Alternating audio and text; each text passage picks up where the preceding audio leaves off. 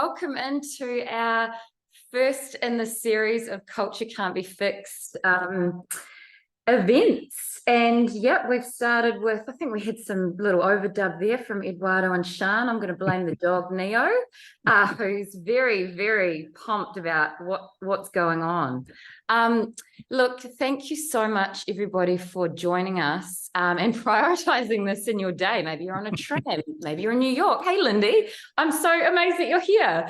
And everybody else, thank you for joining. And I hope you enjoyed watching our beautiful Humans of New, some of our Humans of New just then, to connect us to, I guess, what we like to think is our essence. We're New 21, we're a studio that makes work better for a new world, and we try and bring our human essence in as much as we possibly can, and it's really important to the way we are and how we be.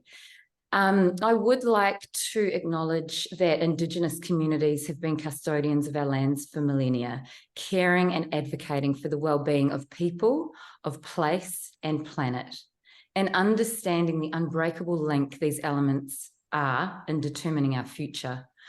And acknowledging this and our commitment at New 21 for, as I said before, creating better work for a new world, I acknowledge the traditional custodians of the lands in which we live and work globally. And from where I'm speaking today, that's in Melbourne, Naarm, in Australia. And I acknowledge the traditional custodians of the Wurundjeri people of the Kulin Nation. And the context in which I acknowledge our traditional custodians is the context of culture. Oldest continuous living culture, deep wisdom shared through story, deep connection to community, and deep connection, obviously, to culture.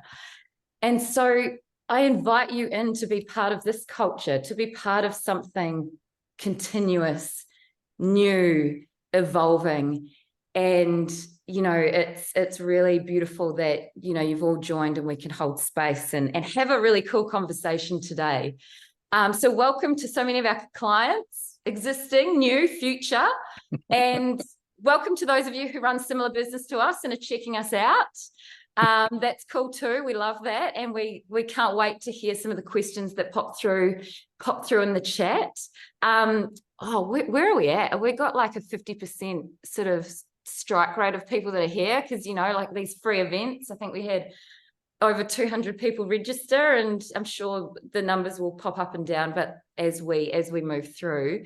But hey, we're not into those vanity metrics, so let's kind of get on with the show. So we've got my name's Hannah G. That's who I am. I'm one of the owners and Humans of New, and I'm joined. Well, I'm going to pass over in a second to Eduardo and Sean, business partners, friends, colleagues.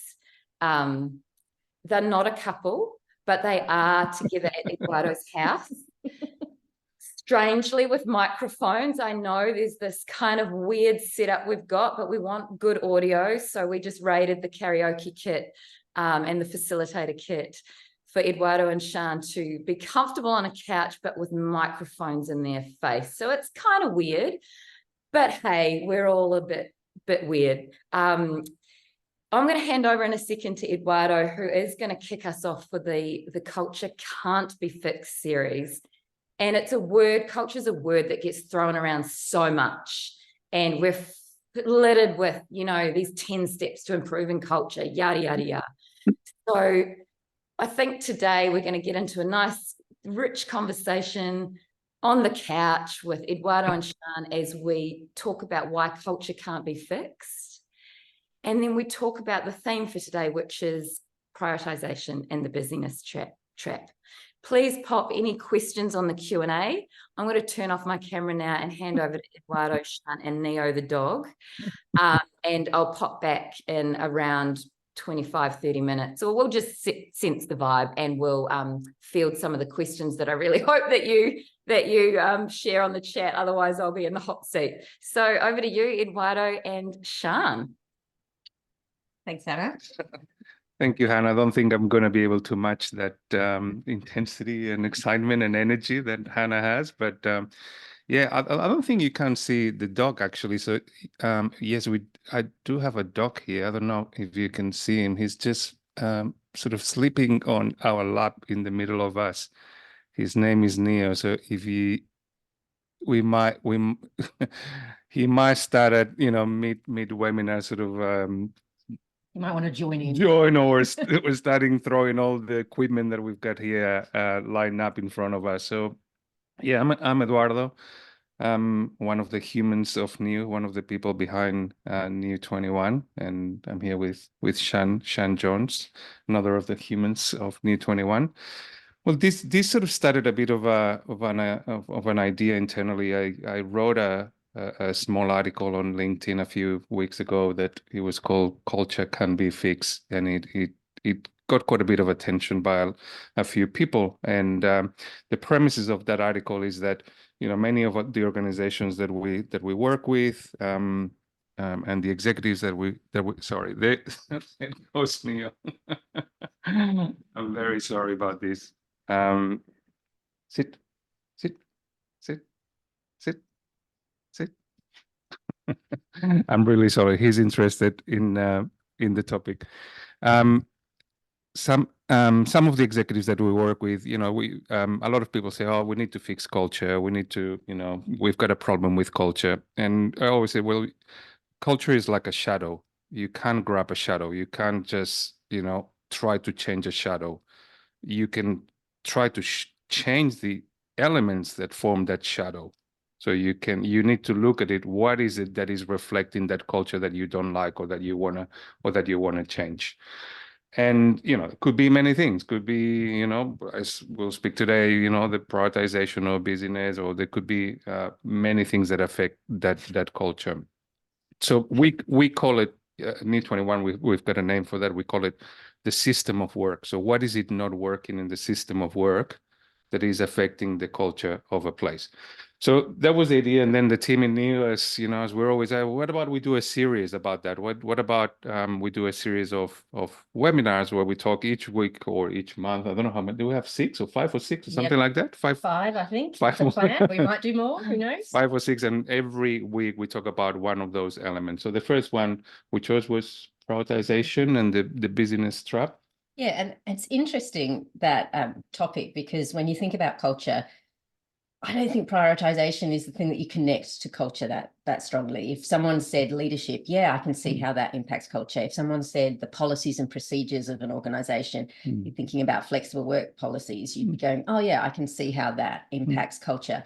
But why we chose prioritization and the busyness trap as our kickoff is because when we talk to people in organizations, and we talk with organizations of many sizes and many industries, one of the things that people say to us when we ask how things going, we hear so often is, "I'm crazy busy. We're crazy busy."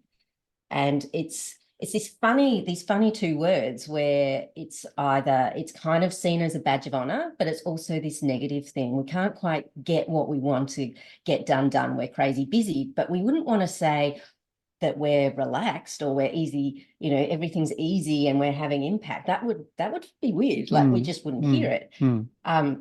So we felt that this was something really important in organizations. And what we see happen with this crazy busy culture is at the worst end, you end up with, this toxic burnout culture where, people don't have that work-life balance happening. But we really see this culture where it's the work that gets done is determined by the capacity rather than by the strategy. And what we mean by that is the work that gets done is determined by what people are available to do rather than what is strategically important in the organization. And then this means that often what happens is, people are having this scattergun approach, throwing things at the wall, hoping it will stick. And when we're doing that, we start to lose the essence of the meaning for ourselves in the work. And when we lose the meaning for ourselves, we start being demotivated. We start to see low innovation, if any innovation. We see people starting, we've heard a lot about the Great Resignation, quiet quitting, all of those sorts of things start to happen. And at the very worst, we have apathy and burnout. So that's why we chose this topic today. We felt that we would talk about two main elements of prioritization in the busyness trap.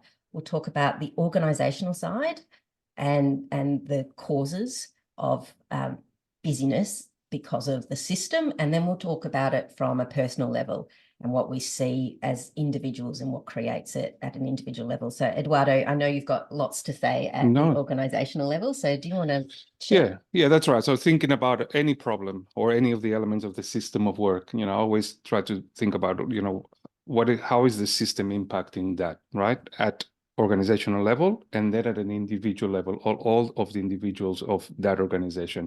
So let's start with the organizational level. To me, there's mainly two things that impact that business trap prioritization from our experience, from my experience. The first one is business planning and budgeting. And I'll go and explain that. Oh, look, it just did it. And the second one, KPI setting and how they correlate with each other. So, business planning and budgeting. So pretty much right now, about this time of the year, March, April, you have a lot of businesses, especially big organizations. They're running like headless chooks trying to get the business planning and budgeting for next financial year. All the leaders are running around trying to guess how much money they're going to need, what initiatives they're going to do, how they're going to split the money. And to me, that's one of the main causes of that business trap and lack of prioritization, because we're asking leaders to now in March, tell us exactly what are the things they're going to deliver in the next 15 months, how much money they're going to need, and how much people they're going to need to deliver those things, on top of the things they're delivering already. And guess who's going to have to deliver those other projects? The same people that are currently already busy and delivering the current project. So business planning and budgeting, to me, is one of the main causes of that business trap in organizations. We'll speak about how we think it can be fixed, but so that's one. I don't know. Yeah, keep going. That's one. The second one, I think, is KPI setting. So usually what happens after the business planning, budgeting process, then we go, okay, well, let's set our KPIs for everyone in the organization. And those KPIs usually are linked to the projects or initiatives or, that we've set up in that business planning. So everyone has their bonus of 2025, in this case, linked to the success or not success of the initiatives and projects that we've said now we're going to deliver in the next 15 months. So what happens? What happens is that if my money, my bonus, my financial is linked to the success or not success of a project that I said now I'm going to deliver in the next 15 months, guess what? What are the chances I'm going to kill that project if I know that it's not going to work? You've got to hold on to it, aren't you? I'm going to hold until make sure your team is making sure that happens. At least until July next year, and then I'll say, oh, look, I don't think it's working anymore, right? Like maybe we should think about something else. So those two elements of the system of work that almost we take for granted in organization, like we've got that cycles going on for years and years. Oh, we need to do the business planning, the budgeting in April, 15 months in advance. To me, are probably the two main causes of the system of work at organizational level that causes that busyness and that business trap and that lack of prioritization. We keep adding projects to already very, very busy, teams. And it, as you say, it just keeps happening. It's this pattern. We don't question it. We don't like it necessarily, but there are systems that we just don't question. It's the age-old way of doing things. And if, say, when we come into an organization and we do challenge it, sometimes that can be, that's scary. Well, it's just too big. It's just too hard. So what are some of the things that we can do to to make it not as hard as it seems. Yeah, look, it is very hard, as you say, because some of these things are very ingrained, but brave organizations that are willing to look at different things or different ways to do things, like, is it okay to come once a year and think about the vision for next year? For sure. Like, for sure. It's a great practice, bring your leaders or bring your teams once a year about this time and think about the next 12 months. Perfect. But don't feel you need to put exactly how many projects, how many initiatives you're going to have to deliver in the next 15 months. Be clear maybe about a vision, about a direction, a destination for that organization or for that team for those next 12 months. And then what I would recommend to organizations and team is go into shorter cycles of planning. So go into 90 days is something that we use, and I think works very well for many organizations. Go into 90 days of plannings. Go into shorter cycles of planning, and every 90 days, interrogate yourself. What are the initiatives? What are the projects we need to do? Is this still relevant? Is this still worth it? Is this still adding value for the team or for the organization? And if it's not, kill it. Absolutely. And if it is, continue to do it for another 90 days, right? So having these shorter cycles allows you to pause and say, what are the things we don't want to continue doing? And what are the things we want to continue doing or we want to start doing? That requires us thinking about projects or initiatives more around almost like experiments and not things that are set in stone. What are the experiments we're going to try in these 90 days? What are the things we want to try, see if it works, and if it works, continue, and if it's not, stopping it.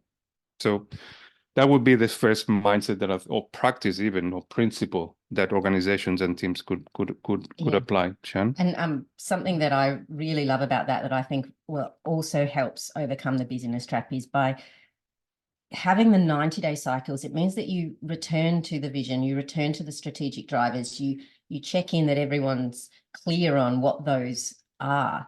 And when you're not doing that, people end up in this space of either blind empowerment, where they feel like they're empowered to do things, but it doesn't matter what it is. They're just going along and doing it, or they're disempowered, and that's when they don't have clarity, nor do they have safety. But when you're having these conversations regularly in these 90 days, making sure that we're checking in on what we're doing and is it right, and kissing and killing the projects, you're creating that clarity for people so that they know exactly what they need to be working on and reducing the busyness. And look, I know there'll be many practitioners there today on the call, and it's been very popular, the whole OKRs thing, the objectives and key results in 90 days and all that. Like, we are not very orthodox in terms of, of methods. Like, we're quite agnostic in terms of what an organization should use or not should use. But I think we'll share one of the practices we do that we think works really well with any organization and any team. Like, when we, for example, get together with an executive team and we start doing this 90-day planning, we ask them, all right, so what are the initiatives do you think you should be working on and discussing in the next 90 days? And they usually, we use the Post-it notes, and they put, 400 initiatives on, not 400, but usually it's around. Sometimes it's not that far off. 50 or 60 and everything, and said, okay, well, let's just a very simple prioritization tool and practice you can use is saying to a team and say, okay, which one of those do they need to start in the next 90 days, or do they need to be done in this next 90 days, or can they wait? And which one of those need to be discussed at this level, or can it go sort of one level below, for example? If you're talking about an executive team, which ones did need to stay in this level, which one can go one level below? So prioritization at the end of the day is the art of doing the right work by the right people at the right time. That's what it is. The right work at the right time by the right people. So it's constantly interrogating those teams, those organizations. Is this work needed to be done now? Can it wait? does it need to be discussed or done at this level, or can it go on into another level in the organization? You do that across the whole organization, you get into that rhythm, and then you're humming. Yeah. Then you start doing, feeling that the people doing the right work at the, all the time. I mean, obviously it's not as easy as I just said, but but that should be the aim, right? Yeah, it's nudging the system. And at risk of moving into the personal, when you mentioned there that sometimes when we do it, we end up with so many initiatives. You said 400, and I have seen 150 from one executive team of about 8 to 10 people, thinking that that's what they are going to get done in the next 90 days. But what's interesting about that is that what I see happen when we provide the Post-it notes and say, write down the initiatives, is often what we see is that we'll start with just 1 or 2 initiatives, and then we stick it up on the wall, and then the person sits back down and they look at their colleagues, and some of their colleagues might have 5 Post-it notes written, and like, oh, well, I should be busier than this. I need to put more down, or they might not think, that I'm doing enough. So suddenly we start going down to those lower level initiatives, or even when we get to that point where it's like, should we be doing this project or moving it to lower down? People fight for them to be held at their level, and I think that's where it comes into who are we being, and what's the blocker for us as individuals. Before we jump into the personal or the individual, so a touch on business planning, prioritization, or budget. So budgeting, like, is there a solution for budgeting? I will say that the solution or the mindset to take from a budgeting point of view is try to have 2 things. So bigger buckets, right? Rather than trying to, log exactly the money for project or, like to the line, just have sort of bigger buckets about, almost bets. Which bets do we want to do, and where do we going to put some investment? And 2, which also touches with the individual, being able to transfer that money depending on what we learn through the year. So if we see that one of those experiments, one of those bets is really working out, is really, well, and another note, let's just move that budget from here to there. Now, that's where we touch into the individual, right? And the ego of giving away some money or giving away some people, which I know you're going to talk in a minute, right? But that would be the solution. Just to finalize, and in terms of the organizational system, the other thing that I mentioned was the KPI. Yeah, I was going to ask. Yeah, and so again, there's many ways, but if you link someone's financial bonus, benefit to a project, guess what? He's going to try to make that project work, even if it kills the organization and its weight, right? So there's many ways to, and we could have another session about these, about KPIs, but there's many ways. I will say that the closer you can make it to an organizational success or result, the more that individual KPIs can be linked to organizational, the more chances you have to be able to move through the year, right? So the higher or the broader those KPIs, the more linked to the organization, in my mind, the better, gives you more room, gives you more options to move. That's and it also helps with things like breaking down silos and elements like that, where you've got teams that are only working on that initiative because their bonus is attached to it. Whereas if it's organizational, then we can tap into the resources of another team and all of those sorts of things. It shifts the mindset of the organization as well. Okay, let me pause. Like I see the screen that there's messages, but I can't read them because we're too far. We're here in the couch. So can someone give me a thumbs up if this is working well? This thing with with the couch. Is this working well? Yes. Yeah, it's working, but the sunlight is like hitting you now. So it's like me? all the beautiful work we did setting up is like, hey, there's a question in the chat from Linda from who's in New York. Wow. And the question is, I'm just jumping in with a question now because I felt like I needed a role to play when I came off mute. But Lindy's asked, for some execs, do you think it's about holding power and holding on to power and struggling to let go? Absolutely. There, and that's a beautiful segue into the next section where we're talking about that personal, individual level.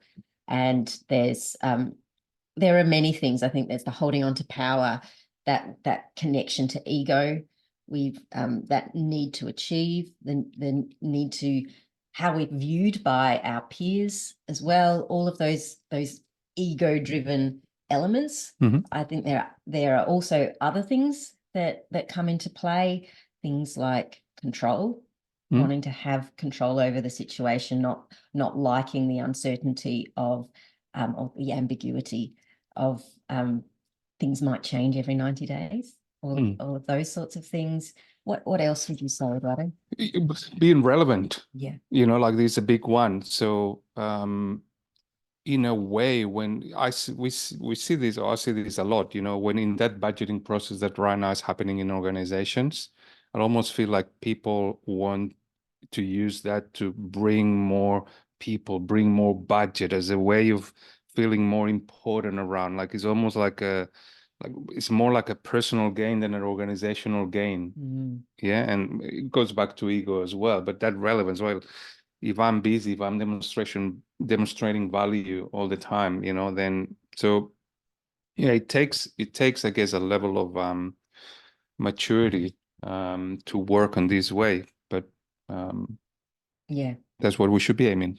Absolutely. I was talking to a colleague this week, and in fact, I have a feeling some of the the dog has just decided to go for a walk. Talking to with a client this week, and some of her team colleagues may be on the webinar right now, who was talking about the fact that she has learned about her ego and how ego and control is keeping her busy. And she was sharing how she thought she was really good at what we term deputization. So deputization is when you actually give ownership of a project to someone else in your team. It differs from delegation, because delegation is when you give someone the tasks to do, but you still own it.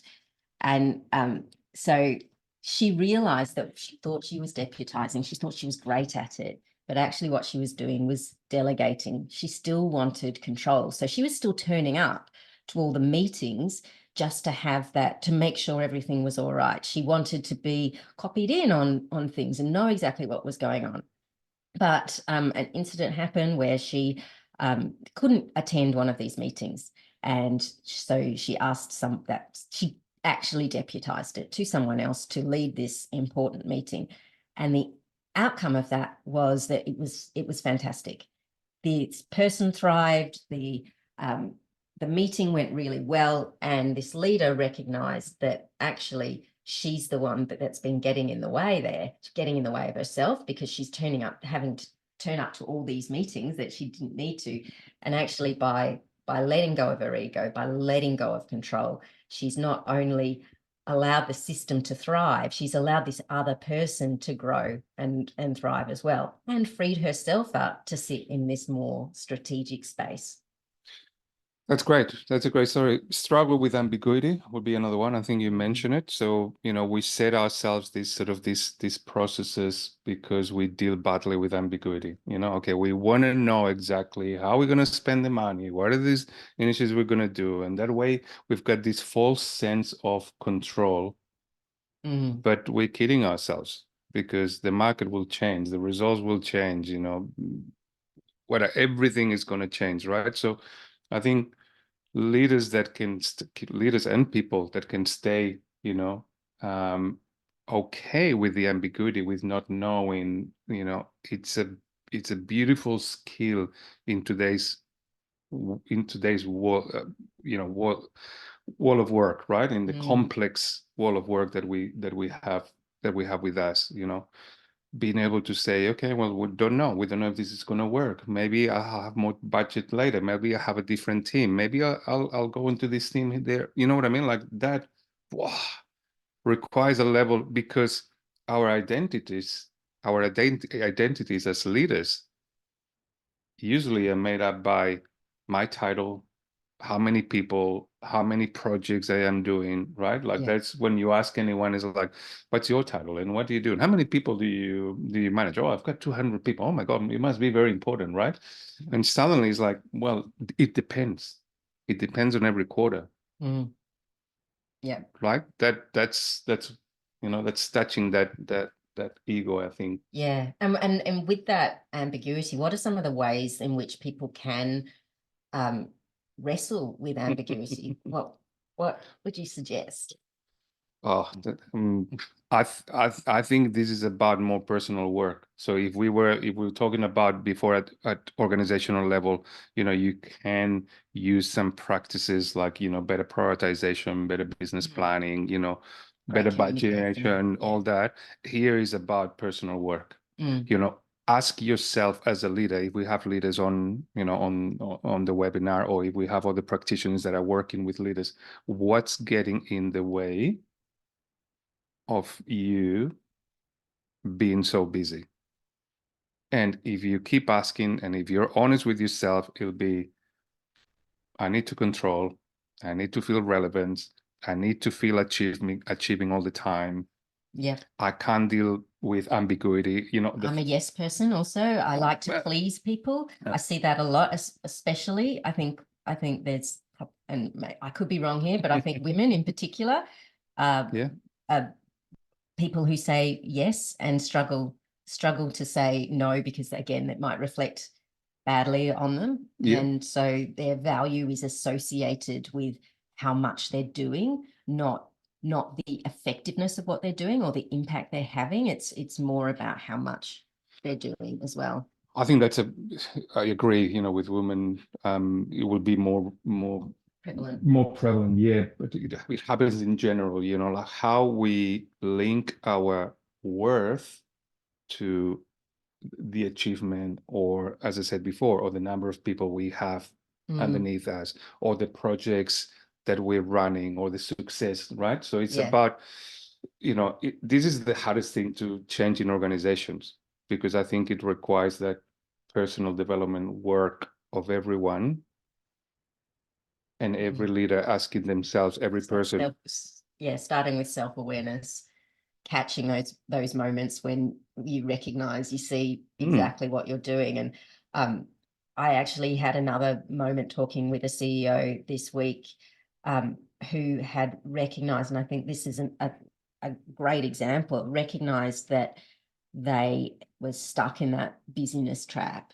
And he shared this wonderful story. He's passionate about war history, and he shared this passionate story about General Monash. And General Monash, for those of you that don't know, was effectively ran our war campaigns during in Gallipoli, and he is touted for being the first to really bring together the different forms of warfare. So your artillery, your cavalry, your infantry, all working together rather than in isolation. But one of the things that was shared with me by the CEO was that he was reading a book about him, and it said that Monash, despite being at the front line, running this war, I'm maybe not getting the terms right, but even though bombs were dropping and guns were firing, took time for reflection, paused, reflected, and thought about more than just what's happening right now, but looked at the big picture. And this CEO reading that went, well, if someone can do that when bombs are falling and guns are firing, I can do it in my week, because nobody's lives are at risk in the work that I'm doing. And I thought that was just such a powerful reflection. This leader has then put time in his diary to think, which is, an amazing shift from awareness into action and creating change for himself, but also for the organization. Yeah, that's a great, so that's super interesting. Makes me think as well about, the difference between planning and plans, right? So you talk about the reflection. So if you do these 90-day cycles, for example, what you can do is then reflect. So you stop every 90 days and you say, okay, let's look back. What did it work? And, you know, if we have, as I said, practitioners on the call, they probably will do retrospectives. And, you know, you look back and what worked, didn't work, and then you plan again and you start it, right? There's a difference between planning and plans. Plans is usually what companies are doing right now, which is everyone running around putting PowerPoint presentations of 100 pages trying to predict the future. By the time the PowerPoint is perfect, is already obsolete, right? But planning, so plans in my mind, they're not good, but planning is good. Planning means let's just have a chat about what we think we need to do in the next 90 days. We don't need to put it in a PowerPoint. Let's just talk about it and let's just go and execute it. And then we stop. And it's also less risky as well, isn't it? we're getting very excited. It's less risky to do it that way. You put it in a 100-page document. You spent all that time on that document. You go for it, but you're really clinging onto that plan. Whereas when you're planning, you're allowed to change it. They usually end up in a drawer in someone else. But yeah. I think we're getting too excited, Hannah. Just bring us down. Bring us down. We've got some questions coming through.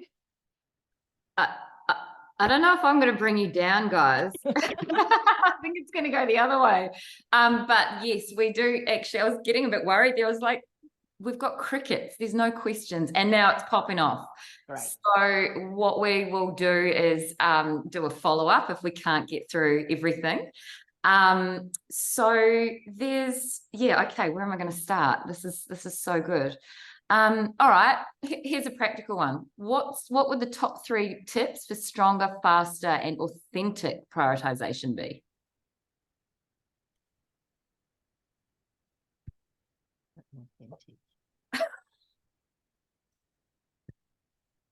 Sure, but if anyone has any ideas as well, put them in the chat, right? Like I don't need. We don't need to say that we have all the answers here. I'm sure there'll be other people there, but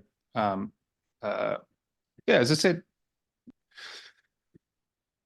just don't get too hung up about, you know, again, your ego and about your project or about what you think will be one. So just have in mind the organization. Is this good for the organization rather than is it good for me? Does it need to be done now?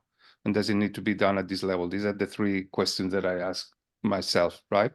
And I guess if you break it just on a really practical level, to make it stronger and faster is getting all the right people in the right room at the right time. So, you know, don't do a planning session with half of your executive team or without the people that have the information there.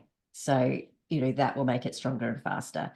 The authenticity piece, I think it comes back to what we were saying about the work you need to do as well, because if you have a team that can't be radically candid with each other, and what I mean by that is being direct with each other in a civil, respectful manner, then you're not going to have authentic conversations about whether this initiative is worth doing or should be killed. So there's work you have to do at that human level as well.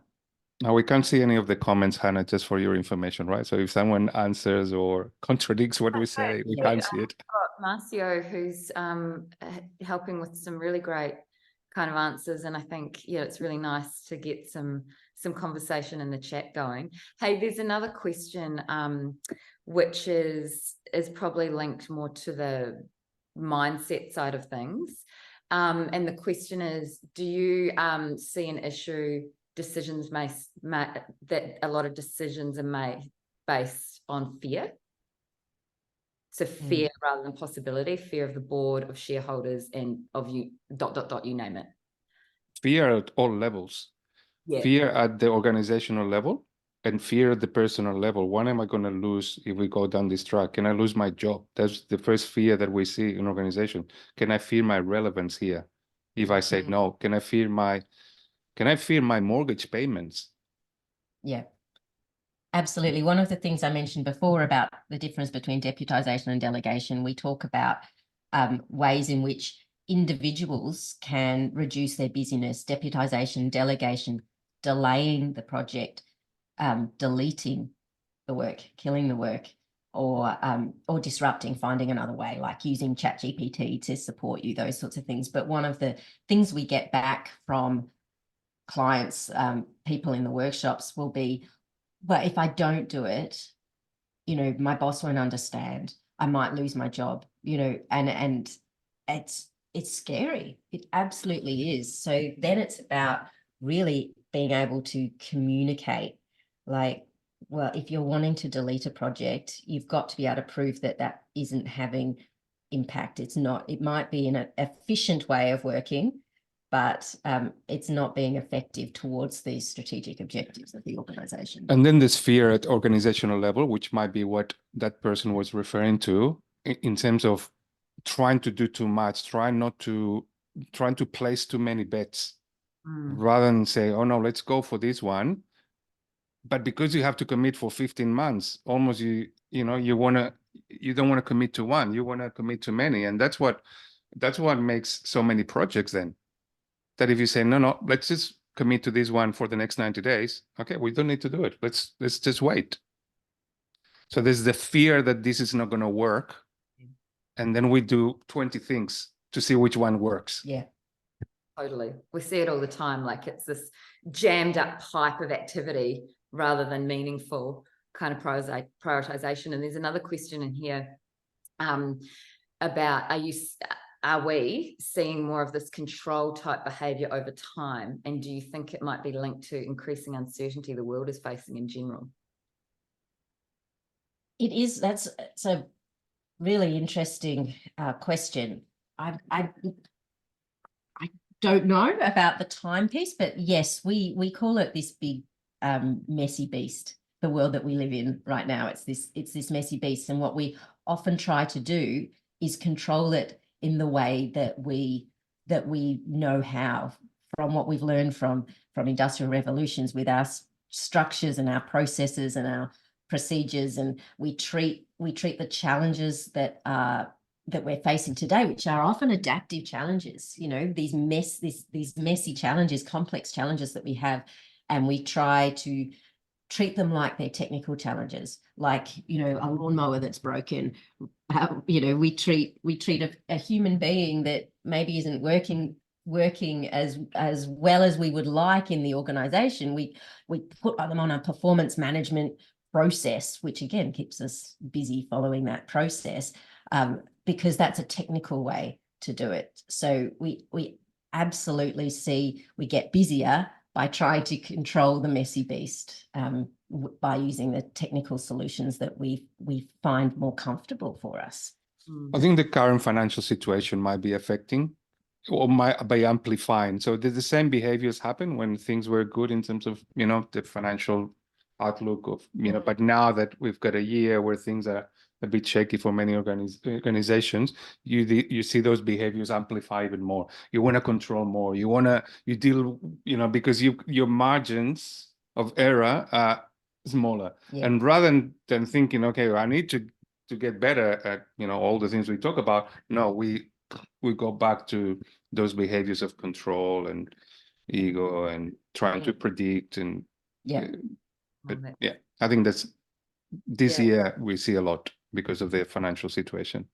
Definitely, and I think it's a really great observation that was shared on the chat there.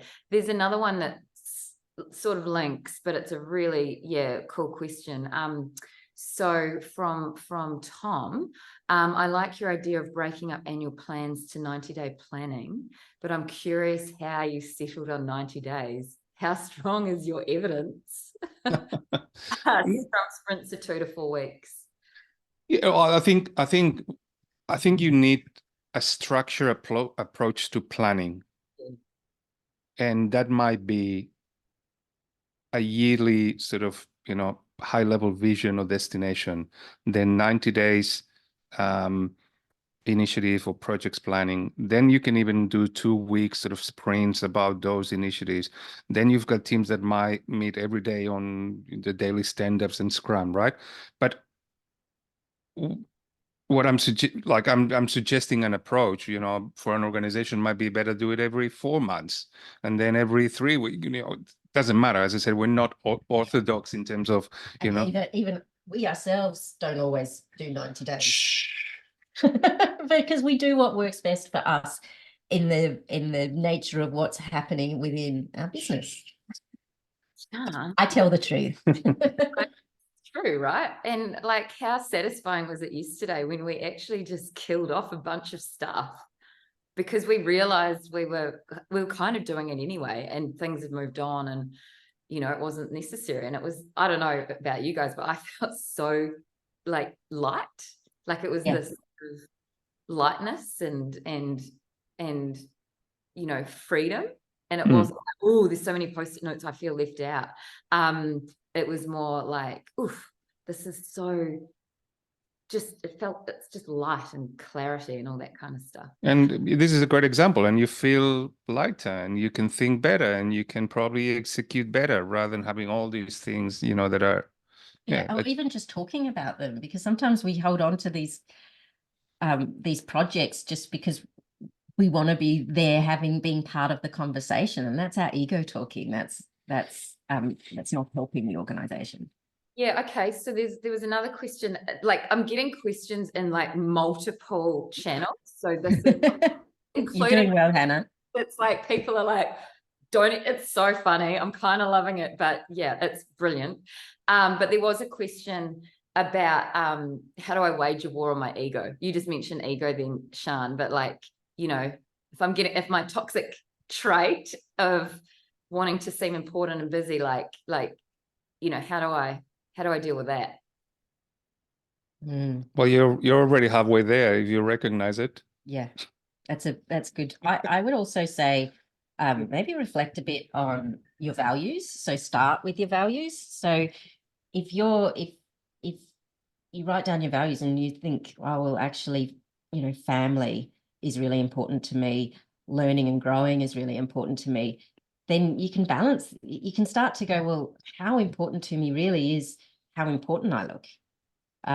You know, is it really family, or is it how important I look? And you can start to have that conversation with yourself and start making some trade-offs in favor of your personal values as well. Yeah, well, the first bit is recognizing it, so that person already recognized sometimes her or his ego gets in the way, and then I'll say work with someone, you know, a coach or a therapist, you know, that to understand what sits behind it, why, you know, is it, as I say, is it control, is it relevance, is it, you know, dealing badly with them, whatever, all those things that we've mentioned. What is the thing, and where does it come from, and how can I do to get better? And I recommend, there's a great book by Jennifer Garvey Berger called, well, it's about mind traps, and it focuses in on things like ego and control, which, yeah, we'll send it out to the link, but it's a great book to help you in that regard. That's awesome, Sian. And there's quite a few book recommendations to each other on the chat, which is really fantastic.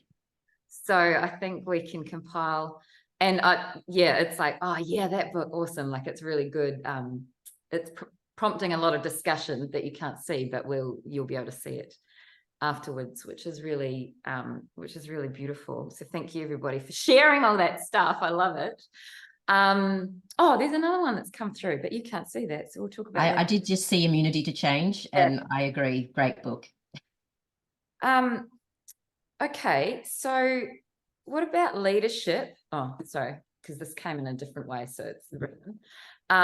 Leadership shift from command to coach. How do we unlock this? And this is a really powerful one from that busyness piece, isn't it? Because we think it's efficient to be commanding as a leader, to tell people what to do. That's what's going to get things done more quickly. And so we often stick to that because we're focusing on getting things done more quickly. But in fact, it's not as effective as a leadership practice, because we're not actually empowering people within the organization. So it's false economy. we think it's making us faster, but actually it's slowing us down, because what happens is every time our team need to do something, they're waiting to be told rather than taking initiative, rather than doing experiments and nudging the system. In terms of, again, I think we risk of repeating ourselves, but in terms of shifting from that command to coaching framework, it is self-awareness of recognizing where you're at, that you are telling more than actually coaching people, getting some coaching yourself, taking some training in what coaching means, because effectively coaching is about listening and asking questions, as opposed to advising. Also recommend watching the YouTube video about the advice monster. Michael Bungay, I'm going to get his Stania, is who that's by. And that can really help shift that commanding to coaching. I think we can do a whole hour about leadership. Maybe it's one of the topics Yeah. that we need to touch. Yeah, because there's been a bit of, you know, a lot of commentary around sort of questions and commentary around mindset, ego, coaching, you know, delegation came up some. You know, like, it's like, I think I'm really good at delegation, but I'm still super busy. What else could I try? Like this. Yeah. I think that could be the difference between delegation and deputization as well, where we are delegating, but we're holding on to control. So we're still getting fed back. We're still being CC'd in on the emails. We're still having all these meetings about the work. Whereas when you hand over ownership, and when you're deputizing the work, you're taking giving yourself far more distance from the work as well. Yeah, beautiful. Gang, I'm just noticing a few, like, we had around 78 people before, and we're just dropping in numbers. So I'm guessing people are, you know, like, calmly entering into their next thing. Let's give them 5 minutes to go so they don't feel busy. They jump from meeting to meeting. That's what I mean. Like, because Cindy's late to work, you know, and it is that time. So I'm thinking, rather than get stuck into another chunky question, I think it would be nice just to close, really. And it's kind of, I'll just be a tiny box at the top. That's okay. I think, like, thank you. It was so hard not to also jump in and give advice, but I know better, Sian. Oh, hello. Oh, look, everyone's saying goodbye and sharing more stuff, but I think that was a really beautiful discussion, and I think it was really great to kind of cover this culture can't be fixed. And, you know, I think that inspired, it was a bit of a provocation, I suppose, and to start to lead into, well, okay, what is it we can start to do, which is, I guess, the point of this series. Like, we'll be covering a bunch of different themes, and that's all the work that we engage in. And then I think, you know, it was really great having some quite practical tips as well. So I think, you know, that was grounded in a lot of, like, what can I go and do now? Oh, wow, okay, I can think of you know, is it 90 days, or is it just like have a rhythm and be really crystal clear about it, and let go, and maybe feel good about letting go, because it gives us the space. Thank you, everybody, thank you, Eduardo and Sian and Neo, for your guest appearance as well. He's sleeping in front of us. Yeah, and how beautiful to have a dog warming your feet on a cold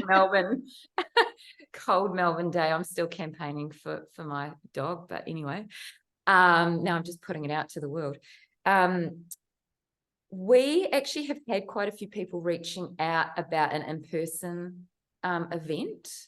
So what we've decided to do, and I just put it on the chat there, everybody, is we're going to just host little coffee kind of meetups for anyone. And there's been quite a few RSVPs already, in each of our kind of main locations. So I've just put on the chat there the details. We will, of course, summarize that in an email, because it's a lot of information with a lot of information.